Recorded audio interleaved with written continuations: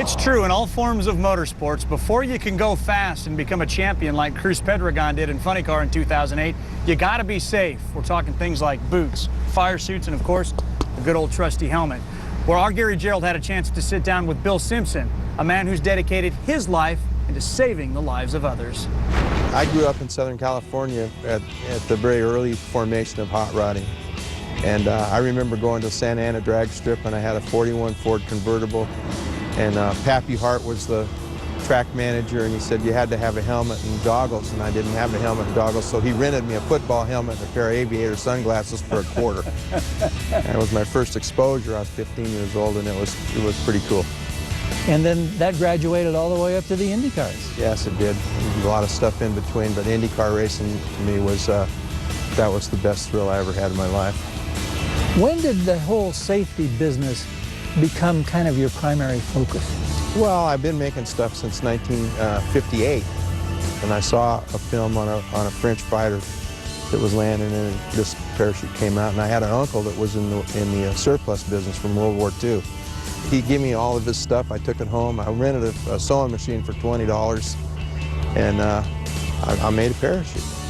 Mike Soroka and I put this thing together, but we didn't realize how big it should be or how little it should be, so the thing was 80 feet in diameter. Yeah, and we were coming down 190th Street in Redondo Beach down that great big long hill in a station wagon, you know, and Mike threw this thing out the back of the wagon. Man, I'll tell you, we went for one heck of a ride, you know. So I picked the car up, and it turned us upside down in a nursery off the side of the road, and there was all kind of parts and pieces laying around, and the cops came. Of course, they were not real happy with us. But I mean, you could see, hey, that would be okay if you just figure it out a little better. Drivers often think of themselves as being indestructible. Did you run into resistance of any type from drivers? Only from Floyd.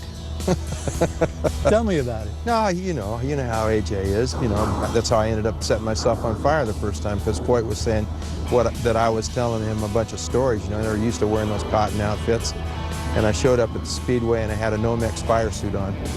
And I told Floyd, I said, you know what, I'm tired of listening to you, so I'll do a little demo for you. We went down into turn one, and I don't know, Rutherford or somebody poured gasoline all over, and then they lit the thing on fire, and there's George Snyder with a hot dog in there.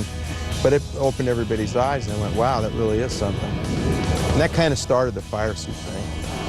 When you think of Bill, it's somebody that puts his butt on the line to make sure that I'm safe. And I say me, but I mean all the guys in every sport. You have saved so many people's lives, Yeah, my bodies. job. It's my job. Well, Anyway. you took it on not as a job, you took it on as a passion. For me, the most rewarding aspect of this is when I see a really huge crash, and whoever it was just gets out and goes, man, what a ride. That's way, for me, the best. And Bill Simpson continues to come up with new innovations. Since the summer of 2008, a number of teams have been using his new Kevlar fire-resistant parachutes.